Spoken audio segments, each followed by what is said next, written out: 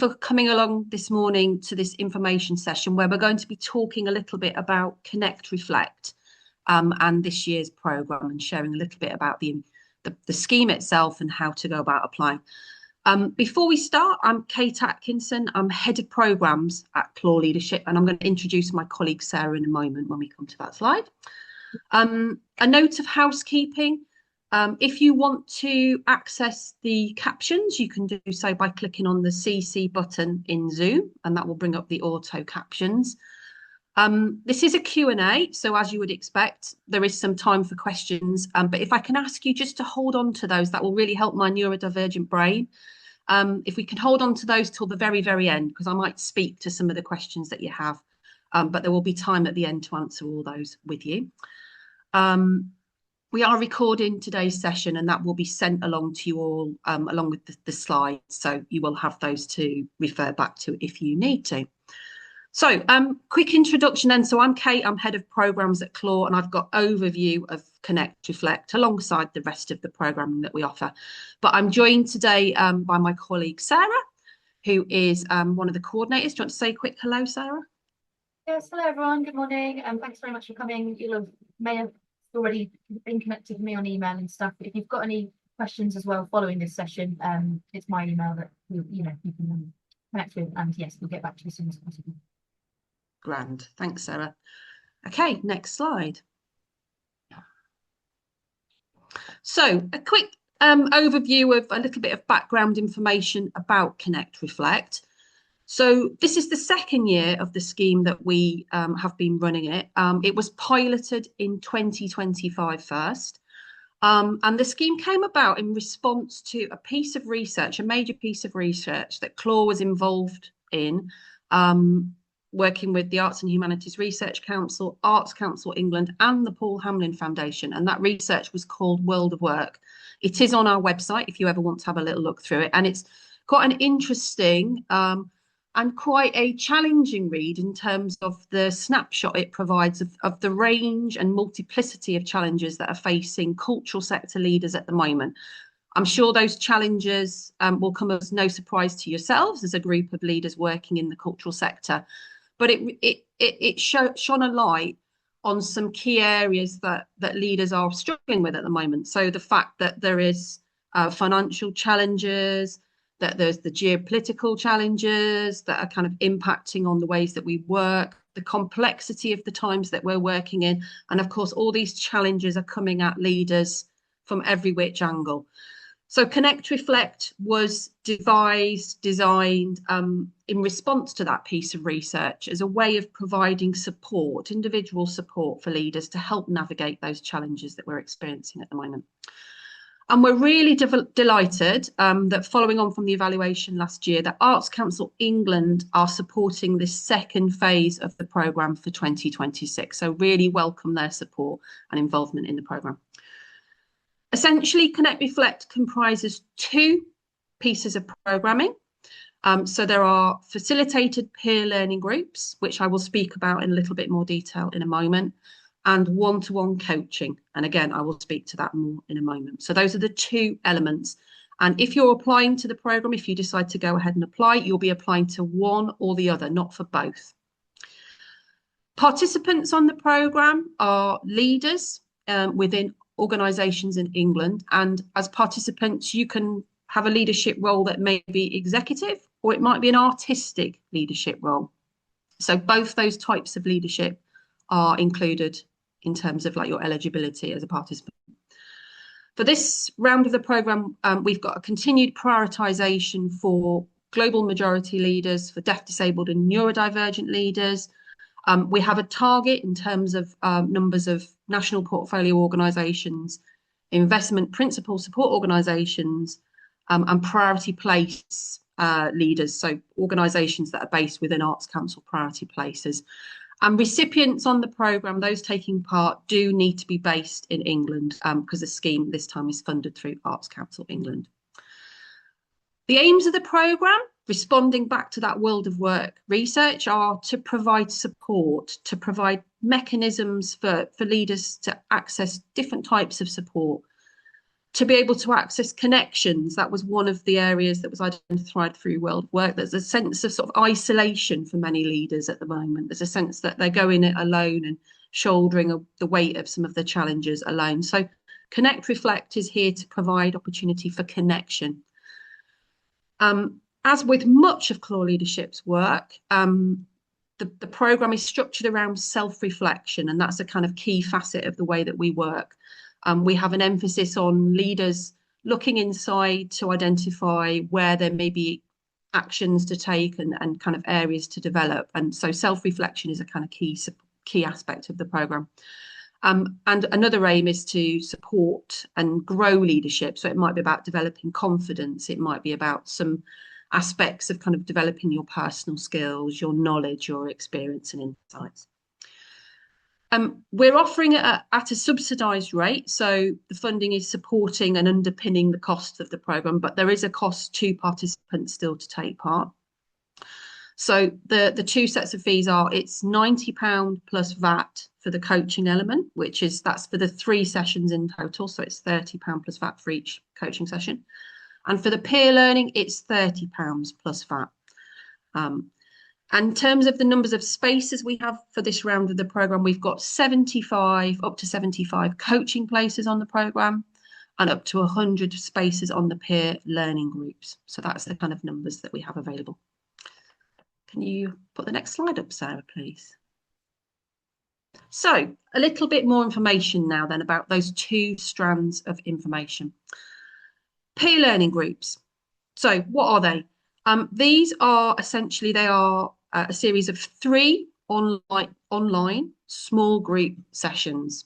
Each of those sessions are 90 minutes in length, and the fee for them, as I've already said, is £30 plus VAT for the total 3 sessions.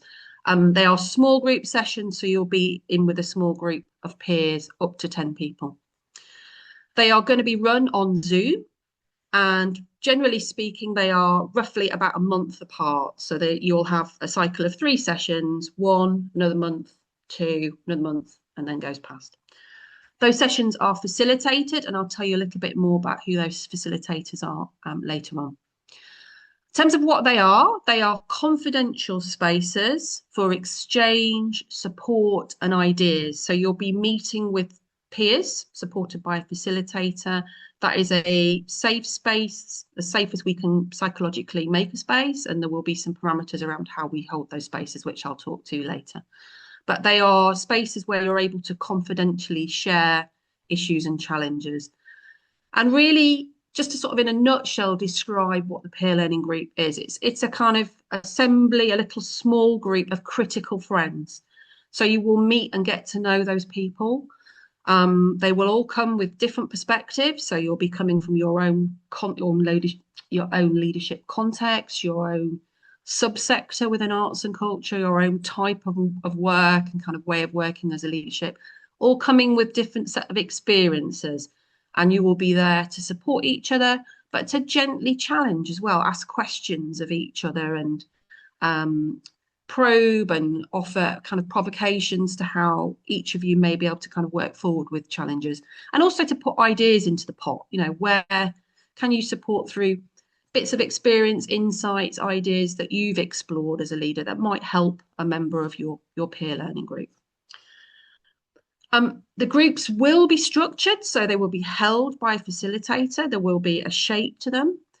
They will offer support, so there will be places in there where you're offering support and kinship. You're coming with similar experiences, but also different experiences too. There will be space for advice, for ideas, insights, and to forge new connections.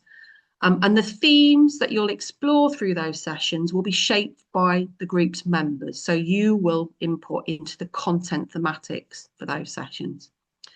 What the groups won't be is training. So we're not following a formulaic training session design where we're going to do A, B, and C in each session. It's not that kind of session. It's formed by the thematics that you put in as group members. They won't have, as I say, a fixed agenda. We're not going to deal with this topic and then this topic and then this topic. Those topics and thematics will come from yourselves. And the groups won't give you all of the answers. They will offer stimulus, insights and ideas, but the emphasis on you then taking what you share and you learn from those groups and applying it and testing it out in your own context. So there will be an onus on you to reflect and try out the ideas beyond those sessions as well. And the kinds of things that the peer support groups can support with are around working through some of those professional challenges that World of Work speaks to. It might be areas of inquiry that are kind of bubbling for you as a leader. It might be an idea that you want to test out or bounce around and get, ideas and input from your critical friends. Or it might just be a sounding board, a space for folks to listen to a challenge that you're navigating and kind of be able to share that and experience solidarity, camaraderie, and some ideas about how you might work through it. Next slide, please, Sarah. So as I've already said, those spaces will be facilitated by an experienced CLAW leadership facilitator. We have a pool of facilitators we've worked with for a long time and who have held these spaces previously. It is a confidential space, as I say, so there will be some ground rules that are established about how, the discussion that happens within the space is not taken beyond that space. We will share the names of the other group members with you in advance, just recognising that sometimes there might be a conflict of interest, so it might be beneficial to understand the makeup of a group.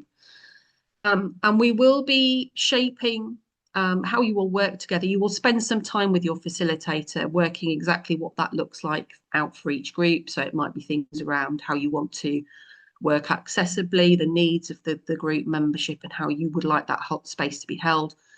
But we will share with all members our community of learning agreement, which is a framework that we have for all of our programmes.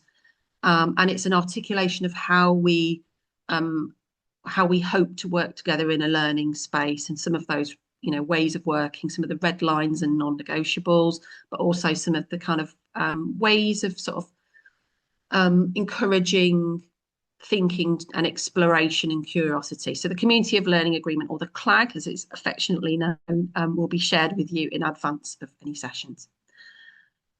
Who will be in the group? Well, ultimately that depends on who applies to the programme, but generally we will you'll have cross-sector group membership, so you'll be working with peers in the sector, but it might be folks from different areas of arts and culture to you, so a mixture of performing arts, visual arts, heritage, museums. It's a kind of wide diversity in terms of like sectoral representation. There will be leaders around the country, some of whom may have common experiences of leadership that are shared with you. And there'll be up to 10 people in that group. In terms of selecting a group, we have dates on the website at the moment, and you're able to look also at the biogs of the facilitators. And we will be staggering the release of new group dates as well through the autumn and up to the scheme's end, which is the end date is December. We're also going to be having three targeted groups running in the autumn period as well. And these are for leaders with particular protected characteristic groups as well, recognising that there are specific issues unique to these groups where a targeted group may be helpful to provide individual support. So we're going to have a group for deaf, disabled and neurodivergent leaders. There will be a neurodivergent only group as well. And there will be a group for individuals from the leaders from the global majority. And all those three groups are facilitated by facilitators who have shared lived experience, protected characteristics of those groups. Next slide, please. So the second strand of programming as part of Connect Reflect is coaching. And for this, what you will receive is 3 one-hour coaching slots. That will be delivered online or by phone, and that's decided between yourself and the coach. And the cost of this element of the programme for all 3 sessions total is £90 plus VAT. What it is, coaching, if you're not familiar with what coaching is all about, it's individual support, which is supporting you to find your own solutions to a particular challenge or challenges. It's a bit like an onion. I use this analogy. So coaching is, if you imagine the layers of an onion, coaching will, the onion itself may be the leadership challenge or the area of stuckness or something that you're having difficulty with or you want to explore more. It might be a strength that you want to explore more. And with a coach, you peel beneath the layers of that onion to understand more about what is driving that challenge, what some of the blockers might be, to test strategies through reflection, through coaching frameworks, through insights and questions. So really it's about peeling that onion to get underneath the skin. Coaching will support you to find, develop and test your own strategies through reflection. It's a highly self-reflective type of learning mode. It won't give you all the answers and do the work for you. So you are going to, again, similar to peer learning, you are going to need between your coaching sessions to test, try out, apply and reflect on what works and what doesn't work. So there is some actions between and also beyond your sessions with a coach as well. And in terms of what coaching can help you with, I mean, it's really various. There's no kind of prescriptive one thing that you might get coaching support on. But really it's around kind of thinking about sort of maybe a challenging professional issue and understanding some of the dynamics beneath it. So it might be a challenging work relationship. It might be around developing strategies for an area of work where you might feel stuck or a bit kind of like not quite sure which way to go. It might be about helping you understand your own strengths and how you can do more of that, how you can build from that and really sing to those strengths more. But there's, as I say, there's no kind of one rigid thing that you can get support with coaching on. We would encourage you to think a little bit before you might go into a coaching session about what that thing may be. And I'll speak to that in a moment. But there isn't one prescriptive area that you can get support from in this scheme. Next slide, please, Sarah. In terms of selecting a coach then, so if you want to apply to the coaching strand, you will tell us in your expression of interest, your application, what you're looking for from your coach. So it might be an area of experience, a sort of sector experience or expertise. It might be someone who's worked, with dancers, so understands that sector really richly. It might be a particular coaching style or approach that you're really looking for, that you might be looking for type of support from them, or it might be a shared lived experience. It might be that you are looking for a coach who comes from a similar lived experience to yourself. Once you've done that and you've been accepted onto the scheme, we will review your application alongside our long list of coaches, and we have around about 50, 60 coaches who are on the scheme. Who have told us more about their coaching practice and kind of their specialism strengths and their lived experiences. From that, we will suggest up to 3 coaches for you. So that will be based on what you've told us. And then we would send you the information, excuse me, and the contact details for the coaches. Then it's over to you to have a little look at that information, do your research, look at their websites, maybe their LinkedIn profiles. And you will arrange a chemistry call with the coach. And a chemistry call is effectively a short try before you buy type session. So you would arrange to have a quick call with that coach, and you see whether you mutually feel that is the right coaching relationship for you. Ultimately, once you've had those chemistry calls, the final choice is up to you. So you get full agency over the decision over who you want. If at the end of those chemistry calls you think, actually, I'm not quite sure either of those 3 coaches is the right one for me, you could come back to us and again, we'll look again at the long list. You don't have to have 3. You can just ask for 1. If you just want us to give you one choice to kind of go to, we can also do that as well. So there's quite a bit of flex there in terms of choice.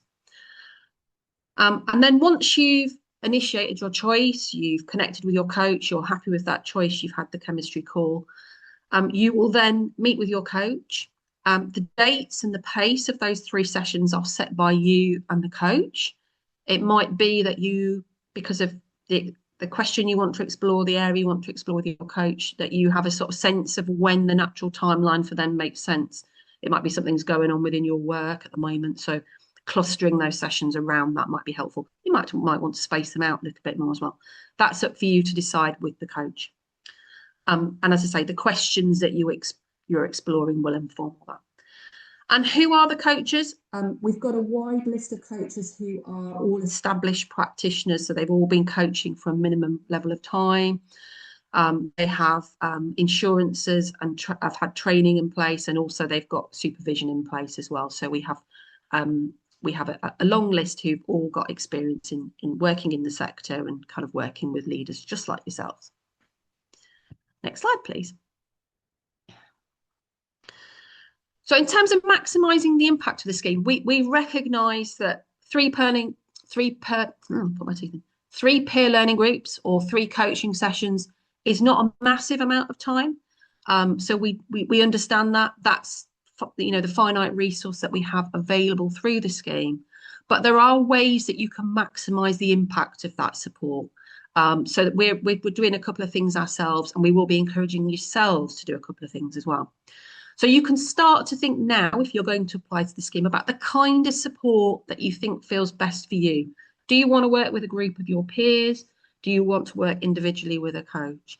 And what are the kinds of issues that you're thinking you would like to explore? Are there questions and challenges that are kind of live, or that you're sort of that are sticking for you at the moment? And think about which of those 2 types of support you would like to kind of, or feel most useful to help you move forward with them, and also to identify what those questions are. You might want to jot them down and just kind of give some thought to them. We will be creating some pre-program information, some materials as well for participants who get placed on the scheme, to help you understand a little bit more detail about what those 2 strands of the program are, to help you prepare for entering into them, to be able to maximise and to be able to action the learning between them as well. So we will send you some materials once you're on the programme. And important for us to say right at the outset as well, yes, there are 3 sessions for each strand within this programme, but it might be something that you want to continue doing. So as a peer learning group, you might want to continue meeting. And indeed, last year, we have some peer learning groups who are still meeting. So they have self-convened beyond those 3 sessions and are continuing to meet online. It might also be that you feel like you want to continue the coaching relationship that you've established. That is also cool. But ultimately, the resources that we have for this programme are only for the 3 sessions. So you would need to do that from your own funding resources and off your own volition. Next slide, please, Sam. So a little bit about confidentiality and evaluation.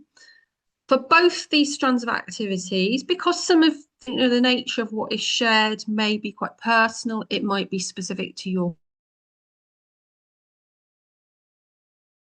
These 2 strands of activity are confidential, and for both the facilitators running the peer learning and also the coaches, they will establish ground rules and ways of working that set that out clearly. So they are confidential spaces. You will need to agree for both strands ways of working together. How do you want to work those sessions in practice? So it might be about establishing some specific ground rules. It might be around establishing some accessibility requirements, some logistical ways that you would like those sessions to work. And there may be other things that you want to bring into those discussions. So there will be some ways of steering how those spaces run for you. As I've mentioned before, we will send you the Community of Learning Agreement. And that agreement, important for me to say that it is for participants on the programme, but it's also for those who are involved in delivering, for the team as well. So we are all part of a community of learning. We're all learning from each other. And so we're all members of that community. So it's important that we all, we're respectful and honour the contributions of all who are in that community together. At the end of the programme, we will ask you to complete a short evaluation, as you would expect. It's a funded programme and we will need to report back to our funders. But it's also really helpful for us as a team to understand, your experiences on the programme, what's worked, what's not worked so well, and any impact as well, anything that you would like to share with us about the impact. That's really helpful for us to be able to tell the story of the programme, but also if we're able to offer similar programmes in the future, just to kind of hone and refine how things work. And important to say that we had an evaluation from phase 1, and we have together, we've honed some of the elements and we've built some different bits and bobs into the programme to kind of respond to that feedback as well. Next slide, please. A note about safeguarding. In terms of confidentiality, those spaces are confidential, but I do want to just flag really explicitly that CLAW Leadership has a safeguarding responsibility. I am the lead safeguarding officer for this particular programme, and we have a duty of care and a duty to act on if there are any kind of concerns of a safeguarding nature. So both our facilitators and coaches have been briefed that if there is something of a safeguarding nature, that confidentiality is overridden if it's of a safeguarding nature. So just to really flag that very, very clearly with you. And of course, CLAW Leadership, we have a safeguarding policy, and we have safeguarding reporting mechanisms and structures in place. And as appropriate, we'd either log a safeguarding concern, or it might be that we would need to, report it onwards to relevant folks and authorities if it's, of a particular nature. So I just really explicitly say that. Next slide, please. Okay, so a little bit about eligibility to the programme then. So if you're thinking, oh, I'd really like to apply, am I eligible? The critical things are that you are in a leadership role in an organisation. So this scheme, and because of its funding, is for leaders within organisations only. Unfortunately, if you already took part in the 2025 pilot, if you've already had a go at either the coaching or peer learning last year, unfortunately, because we're keen to spread this opportunity as widely as possible, you're not able to apply this time around unless there's any shortfall in take-up or something like that. But in terms of eligibility, you're not eligible. We're able to offer one place on the scheme per organisation. But for larger organisations, the kind of really big organisations, you've got 250 plus employees, we can offer 2 places. So in that case, you would need to kind of liaise with your HR team or whoever's responsible for your people or organisational development, just to kind of make sure that we're not receiving multiple applications. You do need to be based and working in England. That's because the funding for this is coming from Arts Council England. And as I've said already, leadership can be both executive, so you may have a kind of, a more functional, operational role, or artistic leadership, so shaping that creative artistic vision and leadership for an organisation. Either or is absolutely fine. The scheme is really for mid to senior level leaders, so that's kind of where we're pitching the provision. And we recognise that for some organisations, particularly smaller organisations, you may be working with freelancers who are fulfilling those kind of leadership positions within an organisation. So recognising that that's absolutely fine. If it's a freelance leader within that organisation, they are eligible to apply. But if you're working solo as a freelancer outside of an organisation, this programme isn't eligible. You are not eligible for this programme. And as I've said already, we are prioritising some specific groups who are underrepresented within leadership. So those are deaf, disabled, and neurodivergent leaders, leaders from the global majority, leaders who are working within Arts Council England priority places, so they're specific geographical locations. And we have got a target from Arts Council that 60% of the places on the scheme are ring-fenced for NPOs or IPSO organisations in this round. So to make your application, you can apply for one or t'other strands of the programme. I'm afraid you can't apply for both, so you need to make a decision about which is the right form of support for you. So that question about what you're grappling with at the moment, which of the 2 strands will be the most effective for you. You make your application. It's quite a simple application on the CLAW Leadership website. And you just go on, you click the link and you fill in a web form, and it's quite straightforward. It just walks you through the kind of, what you're looking for, and you just fill in your details. Next slide, please.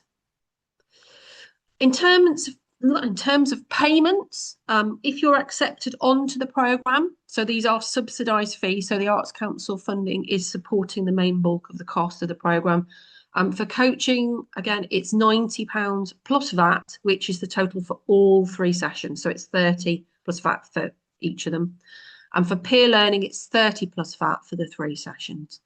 Once you're accepted onto the scheme, we will send you an Eventbrite link to be able to, excuse me, to make your payment. And once you've made that payment, your place is locked onto the scheme, so you are officially on. Thanks, Sarah. Next slide, please. A little bit about the timeline then. It's slightly different timelines for the two strands of the programme. For peer learning groups, we have got phased starts. So the first of the groups will start around about May time, and then we'll have some latter groups running in autumn through to the end, which is in December. We already have the dates on the website.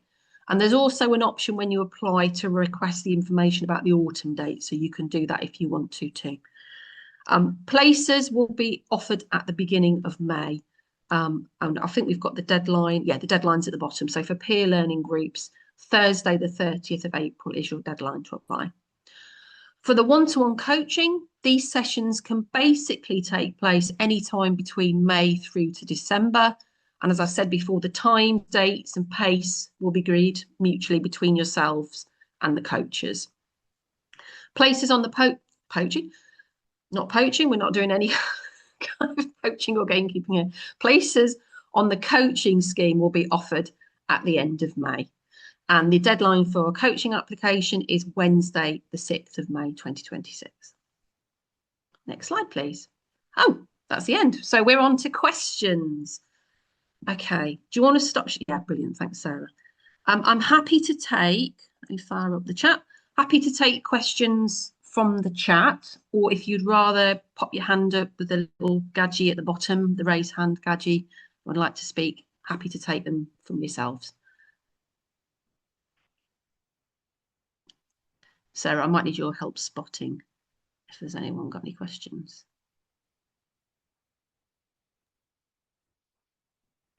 Yeah.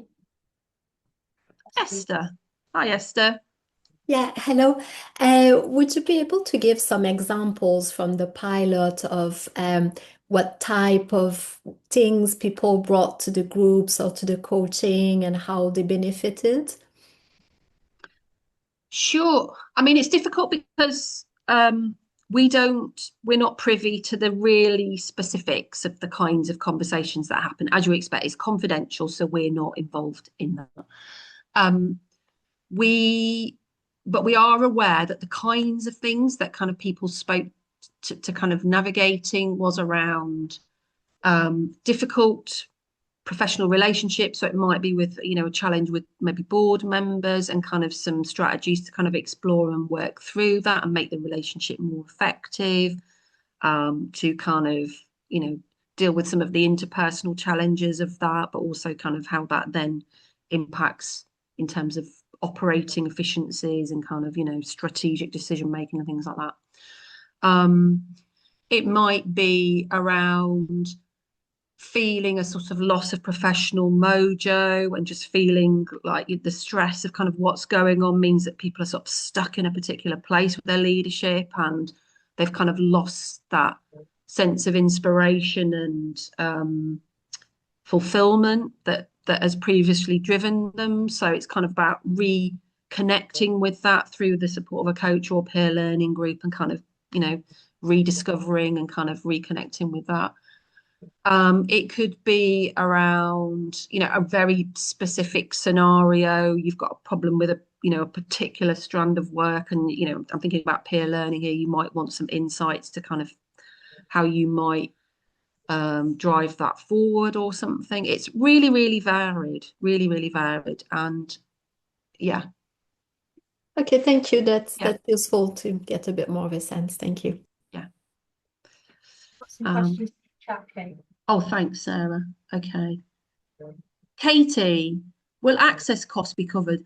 Thank you, Katie. That should have been in our presentation. Yes, we have an access budget where, and if you have got access requirements to access either the peer learning or coaching, you can flag that in your application. We have an access budget for participants. Yeah, so there is an access budget to support that. There is also a BSL version of the material, the information on the CLAW Leadership website as well. But thank you for flagging that question. Yeah. Manda has asked, could we apply for a peer group place? And if there isn't space, say we'd be happy with a one-to-one coaching space. Sarah, could you tell me, I can't remember exactly what the questions are on the application form and whether that's a thing. It's actually more likely that we'll end up probably running a wait list for coaching just because there's literally less places, and it's also it was the same last year. So we did end up running a bit of a waiting list for the coaches, and we were able to offer some places for peer learning. We found ourselves in that situation. But yeah, I think what I'll do is I'll be sort of looking at it on a case-by-case basis. There is priority places for it, you know, as Kate's talked through today. But yeah, basically, anyone who I'm not able to actually provide a place for, if I'm able to offer them something on a different strand, I will. So I'll let everyone know that at the point of getting back to people after application. Brilliant, thank you.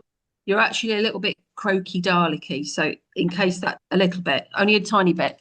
So just in case, we will offer a wait list in the event that either strand is filled up, and we will do our best to kind of offer a place on the alternate strand. We will try and flex to be able to offer a place if we possibly can and we have capacity. Katie has asked about ACE priority places. We don't have premises. I think, do you mean premises, I think, and our work is across the UK. I live in an ACE priority place. Would that qualify, or would it relate to our postal address? I think that's a question, Katie, where we might need to seek the input of funders there, because I'm not sure I know the straight and simple answer to that one, I'm afraid. So we'll need to kind of come back to you, I think. Becky has said, this applies to me too. Okay, we will look into that for you both and come back. Premises, yes.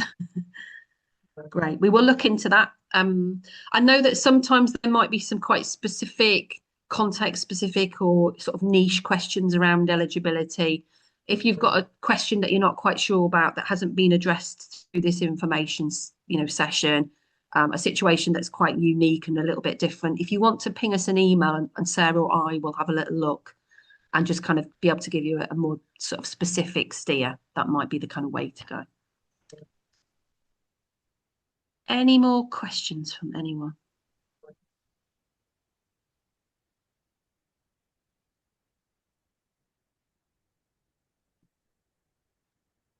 Okay. Just to say, if a question pops up, bubbles into your mind the minute you get off this call, as it often does, that's grand. You can send us an email and we're happy to deal with that afterwards. I'm hoping that you will consider making an application. From looking at the evaluation last year, it was one of those moments where it reminds you why you do a particular job, because the impact of this scheme, for many people has been really kind of affirming and inspirational and changing. So I would encourage you to have a think. If you are, perhaps you're here in the capacity as someone who's a line manager or in an HR capacity in an organisation, do encourage leaders within your teams as well. There are limits to the numbers of applications we can take from organisations, but there may be someone that you're just aware of who you think might benefit from the programme. So thank you very much for coming along today. Lovely to see you. Thank you, Sarah, for driving the slides. And hopefully we shall see some applications from you. Go well for the rest of your day. Thank you. Thank you. Thanks, everyone. Take care.